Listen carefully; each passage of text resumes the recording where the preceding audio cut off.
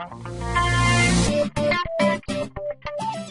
thought it might be useful to talk to you for a couple of minutes about the differences between my talent assessment tool and the typical personality assessment tools like Myers-Briggs that you're probably more familiar with.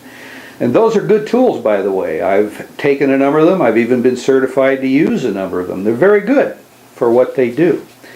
But I designed mine to be a self-discovery process. I could give you a pattern that would say, here's your personality. I could even tie it into letters like Myers-Briggs does. And I could give you a list of the things that you're good at, but I found that that's not exactly the most beneficial because that kind of leaves you hanging. I want you to be able to use the results of my test to make major differences in your life. So what I will give you, in addition to the pattern, because people like patterns, I got a nice little graph as good as anybody else's, but I'm going to give you a list, for example, of 16 talents that the way you answered the survey suggests that you like and are probably pretty good at. I wouldn't expect you to be equally good at all of those things, but I'll bet you'll find the top 5 to 7 things you most enjoy and are best at will be listed in that 6.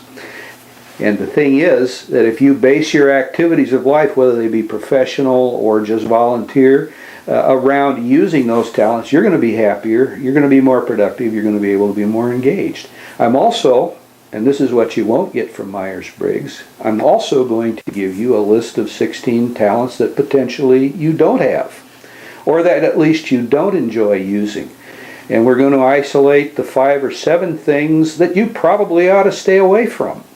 And one of the things that you can do is take a look at the requirements of however you're spending your time, be it on the job or volunteer activities or just in your leisure. And if you're having to spend a lot of time doing those things that we find you really aren't good at or don't like, then you're having stress.